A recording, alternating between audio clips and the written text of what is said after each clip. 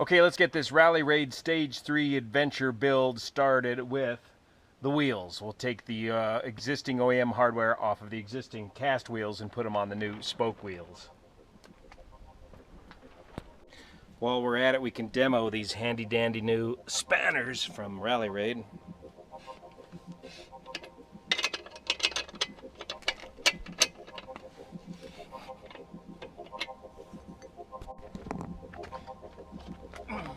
Pull the axle. Drop the chain. And fish it around the brake caliper. Very conventional. Pull the sprocket out of the hub, the cush drive. And there's your rubbers for the cush drive. They only go in one way. Pull the rotor off the cast wheel.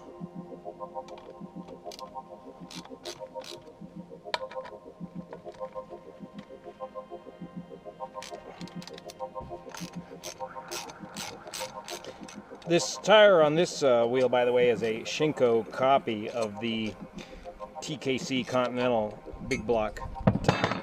It's a tubeless tire and it's about 80 bucks less than the Continental, so I'll be trying this one out next after I wear out the Continental.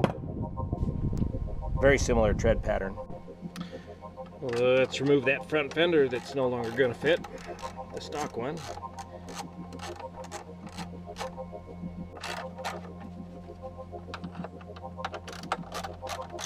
These just thread right into the stanchion. Short bolt come out of the bottom, long bolt come out of the top. These little bushings here. New fender has new bushings, I believe.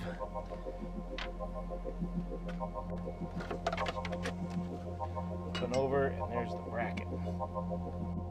Loosen the pinch bolt, again with our handy dandy Rally Raid spanner. Might as well get used to it now if you're doing it out in the field. Ooh, careful. Ooh, careful.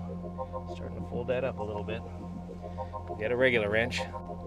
Loosen up the pinch bolt, 12mm wrench. Careful with those Rally Raid spanners, they'll start to give on you a little bit. It's too tight. Let's try this Rally Raid spanner on here, or a nut driver.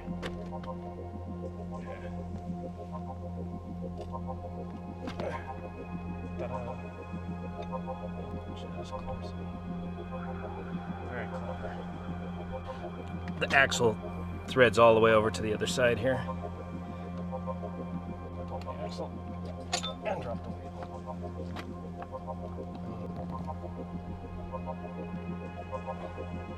Break loose the front brake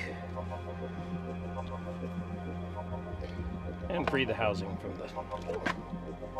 Let's find a way of hanging this housing up so we don't pull on that hose too much. Just thread it back into position for now.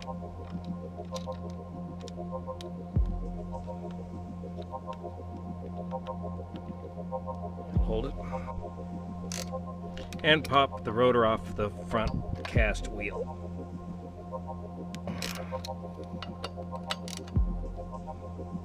Don't slip and get your hand on these sharp edges. One each front rotor disc. Outside, inside. Put the old hardware back in for future reference and preservation. So let's run down to the shop and see if the boys got our wheels, the tires mounted on our new wheels. Yikes, 35.8 pounds. One thing we're interested in is how much heavier is this spoked wheel configuration with the heavy-duty inner tube inside a tubeless tire and these aluminum rims. So that says 35.8. This one weighs in at 28.6. So what I say, 35, 8, 31, 7 pounds difference. So it's definitely going to be heavier. Let's see if that translates into much loss of power to the rear wheel. Time to attach the stock rotor onto the new rim, new wheel. Freshen up the Loctite. Going back with blue this time. Looks like they had red on there before. Get the rotor set up the correct orientation.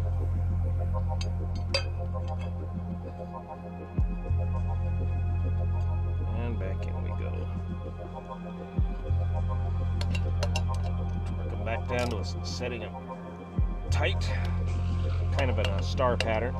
Traditional star pattern.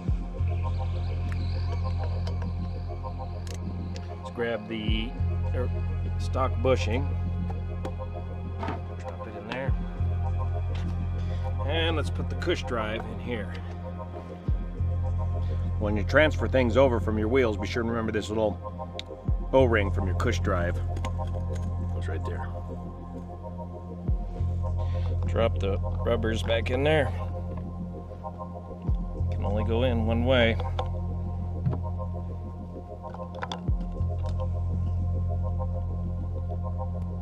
We got this all cleaned up. Drop it in there.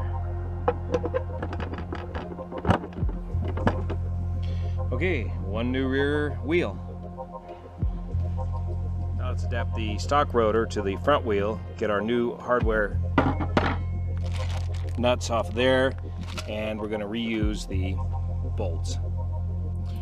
Freshen up the Loctite on the stock bolts. Set the rotor oriented the correct direction on the new spider. Drop in some hardware. Thread in, thread on your new nut and washer from Rally Raid.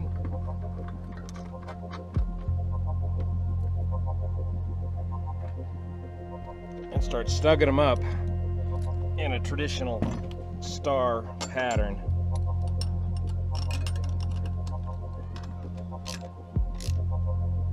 Don't quite bring them to final torque yet.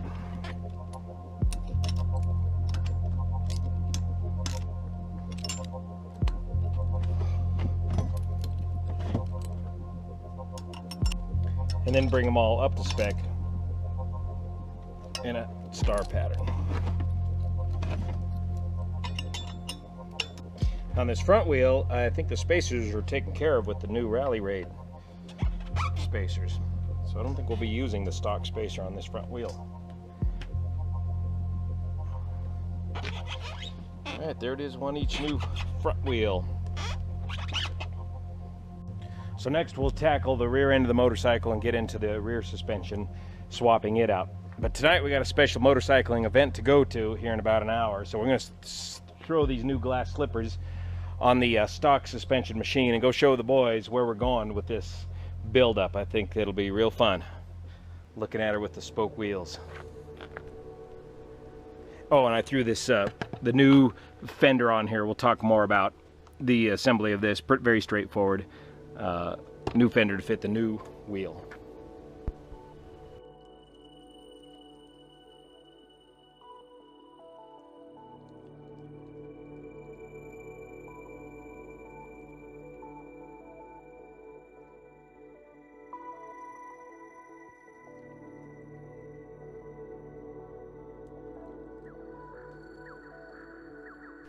Well, now that we got the tires squared away, we're going to dive into the rear shock assembly.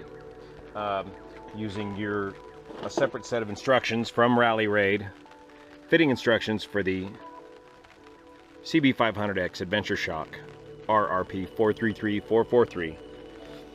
Overview of what we're going to do. Of course, we got the rear wheel off, the seat off. We're going to open up these side panels here, take a voltage regulator out of here so we can get access to the shock. Already got the exhaust pipe off. We'll take off the 3 bolts, 1, 2, 3 bolts for the linkage there, remove the upper bolt, that'll drop the shock. And then we'll install the new shock and then spend some time routing the remote reservoir through here and around this engine mount bolt and mount the fitting onto the water pump. Start by pulling the shroud here. And here. Huh. This thing fits on like a piece of plastic door paneling on a Honda Civic. It's got some Velcro in here.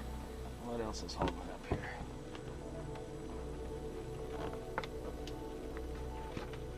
Okay. Yeah, just these plastic upholstery type snaps. Takes the shroud off. I like to put the hardware back where I found it for now. While we're in here on the right side, looks like we got a spare 30 amp fuse here. I think this is the big fuse. And of course the rest of your fuses are underneath the seat, located right here. That looks like a plug for a fuel injection.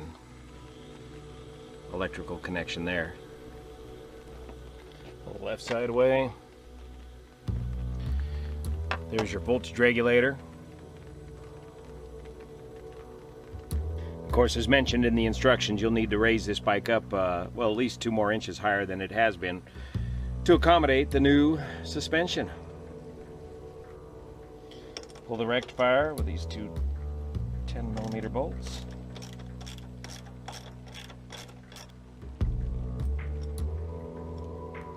Okay, we'll just let that hang out of the way.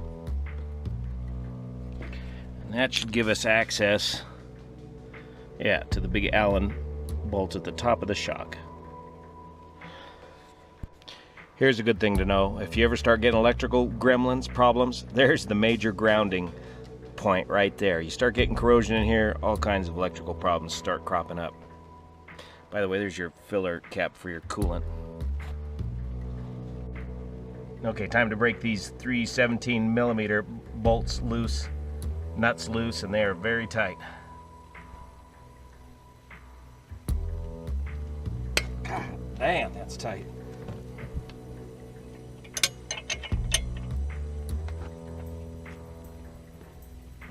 You know, if you had an impact gun, it'd be a good job to shock those things loose.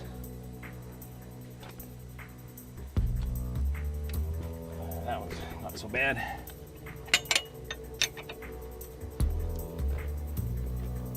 But we're doing it just with hand tools. Just like the sales brochure said. Yeah, they're cutting loose now. Okay, gotta get a wrench on the other end. This is all about step 4 of the rally raid instructions.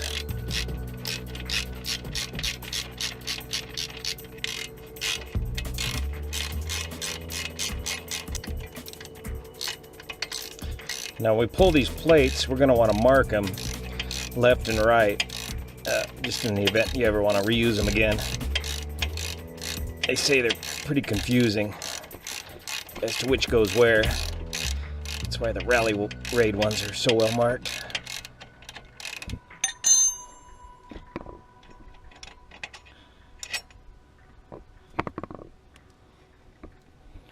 Tip my camera over.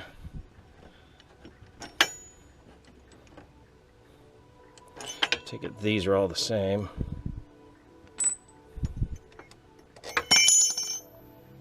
Okay, before we lose track, let's get them marked up here. All right, goes this way. Yeah, kind of something like that. Right, going forward. Reassemble these the way you found them and put them in the stock heart span.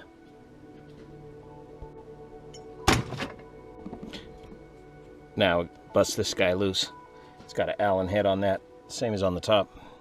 What you up to, Pete? I'm striping. Yeah. This, by the way, is where the center stand was mounted and where the bash plate is mounted now today.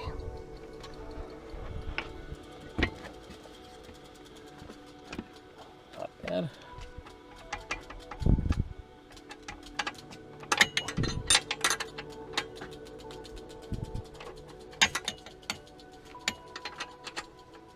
Okay, now get on the other end. One more thing to remove is your handy dandy little Rally Raid bash plate piece that fits in here.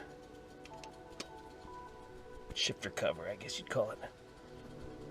And that gets you clean access to the 8mm Allen head.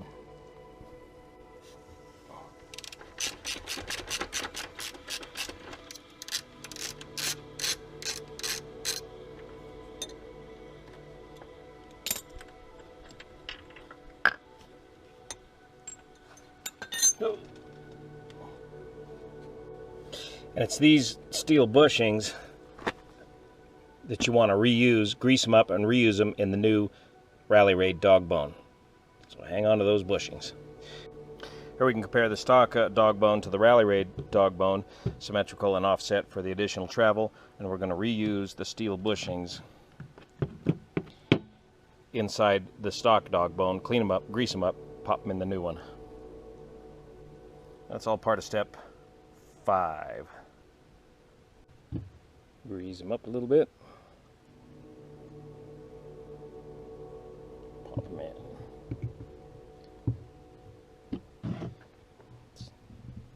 Don't want to move those needles. Don't want to displace those needles out of there. You'll have a hell of a mess. Fit pretty tight. Good.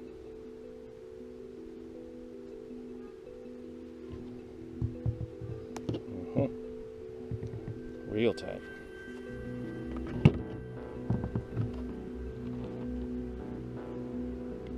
Wow, that's good fitting stuff there, Rally Raid. Not only is this offset, but it's considerably beefier and stronger than the stock link. They really put this thing to the test. They got some pictures online of where they ripped the bars out. The bars that supported this test failed before the link failed.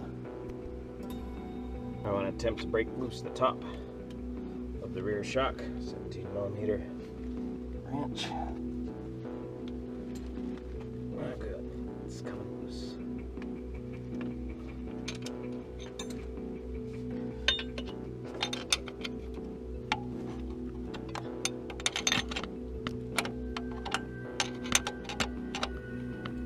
At least it's nice new equipment you're working on and not a bunch of rusty old junk like I'm used to working on. Makes the project a lot more fun.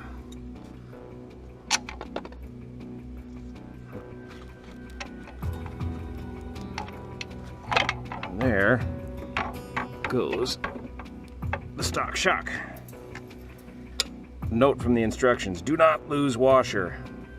I found it, John. Okay, here's the stock shock versus the new shock. Quite a bit of difference in quality.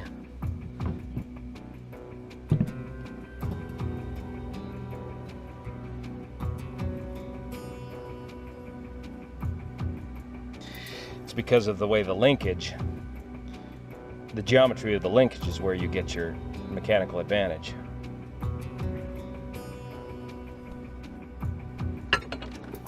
This pile's getting bigger and bigger. Okay, now we got to start making room for the remote reservoir, fishing it up through here and up over this engine mount bolt and getting it attached to here.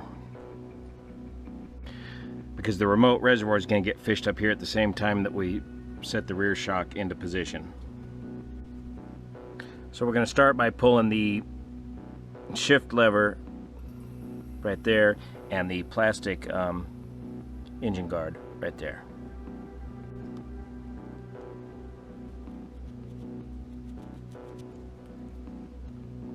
Mark the position of your shift lever so you can get it back in the desired position. You can make another mark down here, kind of show where your linkage wants to be. Funny, this is one design that hasn't changed in 30 years.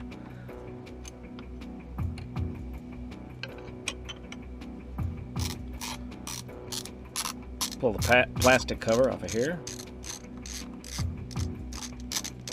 With any luck, I think we'll be able to just get away with bending that out of the way. Here's the lower attach point to the plastic cover over the sprocket. You can gain more room in here by removing the foot peg mount, but I think we'll be able to get away with this. Now on the remote reservoir, this banjo bolt swivels in this way, but it doesn't allow for twisting. Hopefully we won't have to twist this into position. I think we can twist things into position right there if we need to. Now here's a set of conflicting instructions. The shock must have the hose outlet on the left facing rear with the rebound adjuster on the bottom facing left as set on the bike. Okay, so assuming that's the top of the shock, here's the hose on the left rear, but the rebound adjuster on the bottom is going to be facing the opposite direction to the right. And I don't have a way of twisting that shock around very easily, or well, I guess I could. Let's attempt to fish this thing through here.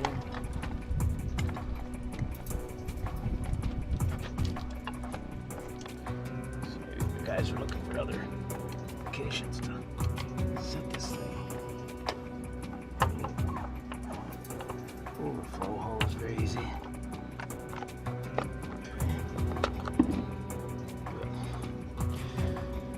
A little tight fit, but it'll squeeze through there.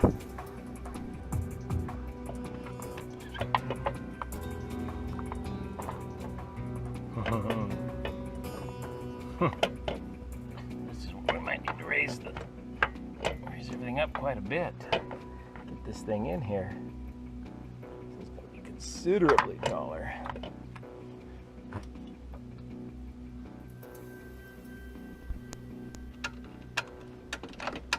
Okay, like that. Now, washer and the nut.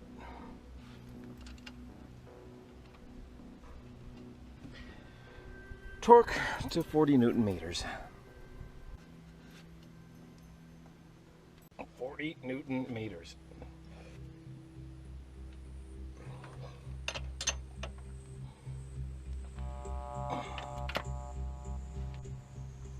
We'll take the lower OEM bolt which has no washer and install the dog bone. The orientation just needs to be such that it goes like that. I don't think it matters which way it goes this way. Offer up, as they say in the UK, offer up the dog bone.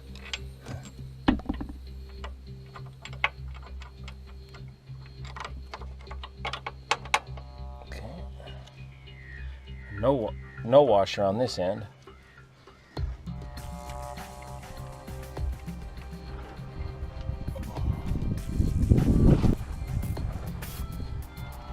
Pete, why don't you come out here and play us a tune? Come here and show me how that thing goes. Torque to 40 Newton meters. What's that?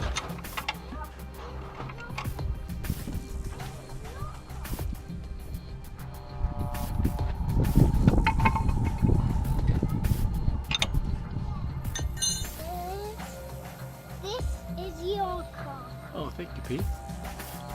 And where's your car? Do you have one to race? Okay. Looks like a Honda Civic.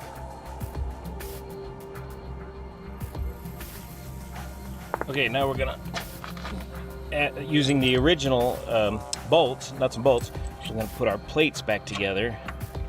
L for left. Left as oriented by sitting on the bike. And a little fiddling in this department here, maybe.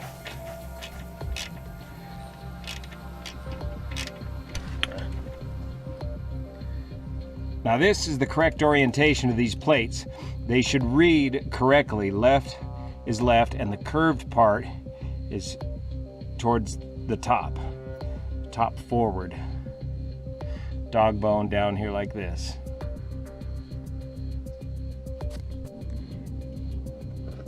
And here it is on the right hand side. Curved part facing forward and up, and the letter R reading in the correct direction, looking from the right side of the bike. So there's any number of ways to goof that up, but that's the way it needs to be. We should get a still picture of that in the instruction manual.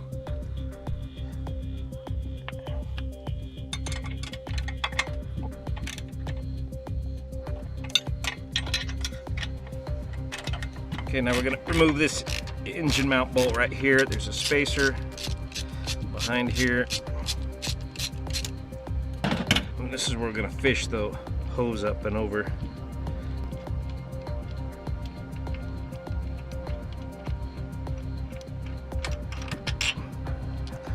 Okay, spacer and bolt.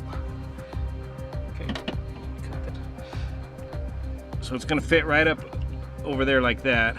But I think we're going to put the bracket on first before we install it onto the water pump here.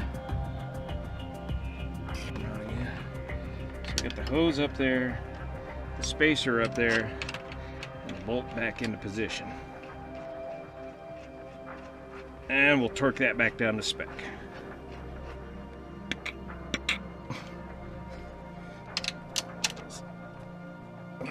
Okay. And it looks like the banjo bolt is going to work out fine to get this oriented correctly, to get our clickers in a position where we can actually access them. Okay, locate your bracket for your remote reservoir, 2 hose clamps and 2 rubber bits.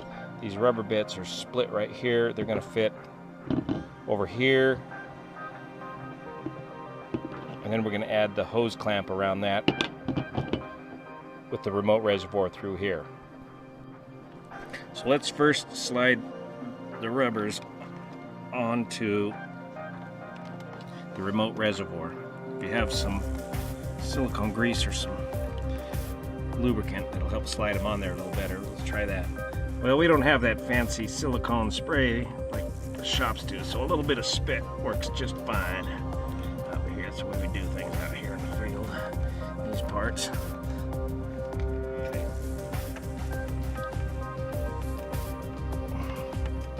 Okay, like that.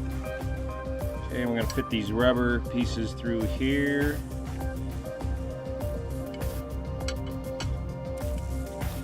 Okay, feed the hose clamp in. Around and through. Oh boy, that's going to be awkward.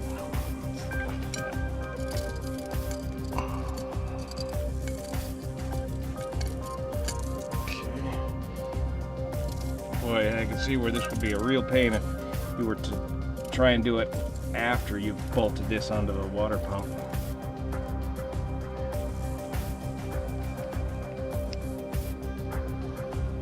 Okay, it's going to twist into shape right there. That's the subject there. Okay, here we go. I got a assistant here to help with the dike. I'm going to loosen up the water pump and hope pour out all over the place. Okay. So Robert, I think if you just push on here, you can do the camera and push at the same time. I'm going to be working up underneath you there with the mount. Doesn't feel like it wants to come flying out there, huh? No, it doesn't feel like there's any force on it actually.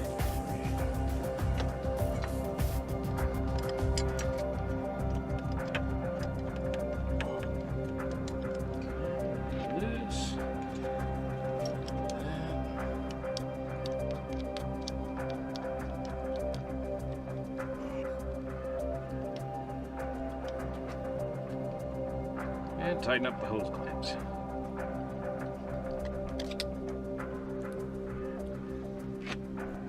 Okay, the tractive remote reservoir mounted on the side of the water pump with the rally raid bracket. Hose plumbed properly. We can start buttoning things back up now on the rear end. We'll button up the regulator. A little more Loctite.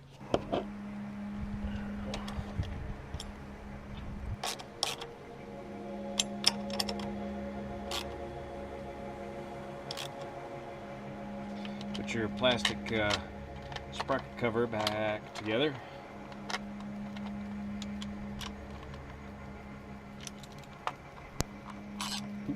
Water's clear. Yep. Now let's set our shift lever back into the position it was in. there should be good according to our marks. Let's see. We made a mark down here and a mark here.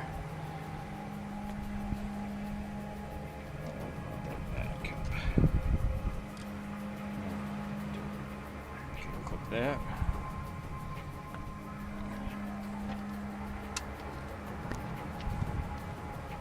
This little mark here and that little missing paint there looks like the previous owner. Somebody's been down on that before. If somebody comes up with a trick little aftermarket shifter lever for this, that would be interesting. I'd be interested in that, especially if it folded that way, I guess. And tighten that up. Now when it comes time to mount the rear wheel onto your new shock, you're going to have to jack the spike way up to make room for it. And right now is about as good a time as any is to change out this kickstand. The short kickstand, the stalker, versus the longer kickstand to handle the longer suspension. Pull the spring off. That was easy. You know, it might be easier to attack this while you got the shifter mechanism loose. Anyway, 8mm here.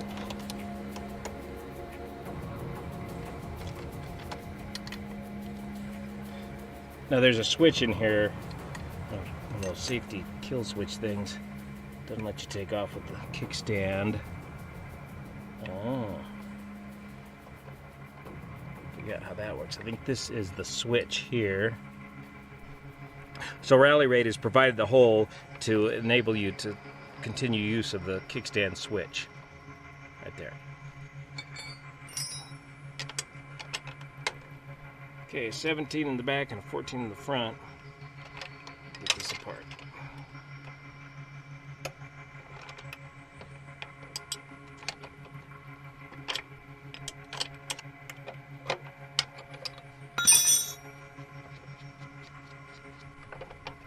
Part here.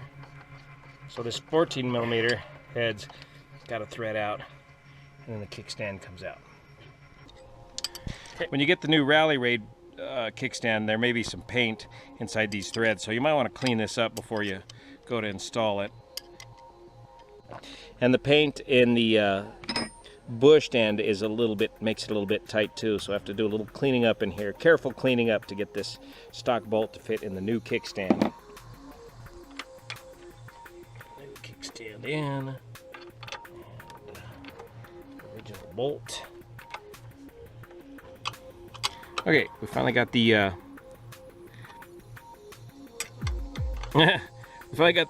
stock bolt to fit in the new kickstand. So give that a good bit of tightening. So the bolt rotates with the kickstand, nut goes on the back, switch on top. And it looks like a good fit there as well. Tighten up the 17mm nut in the back. Get the switch hole lined up with the new kickstand and tightened up. Reinstall the stock spring. He's got the correct length here for that.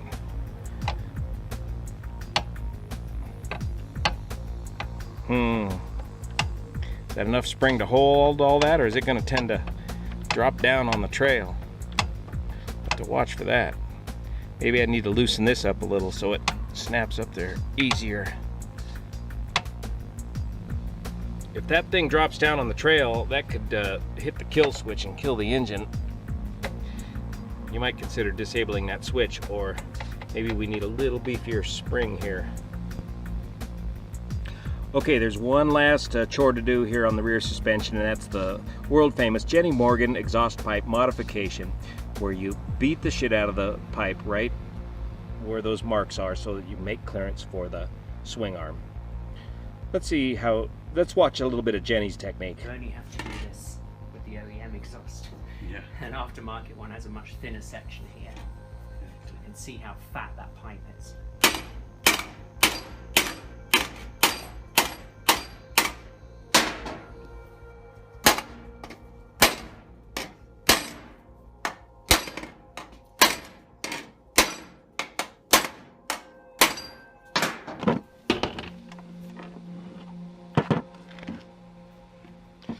Don't mash these tabs up while you're beating the heck out of your exhaust.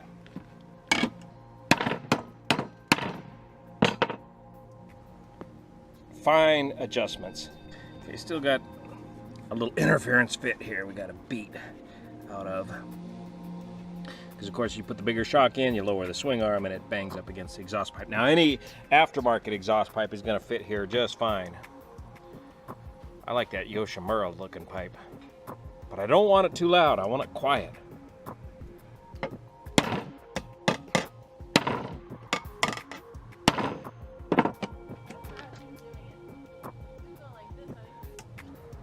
A little more Loctite and button it up. Here comes that airplane back again for more. All right, let's try this new rear shock out. Look at that. Wow, that's like a whole new world of suspension. Bouncy, bouncy, bouncy. It's Yeah. bouncy. Is it bouncy? It's perfectly bouncy. Ooh, it looks better than a bed. Yeah, and look at the new kickstand works too, like a horse.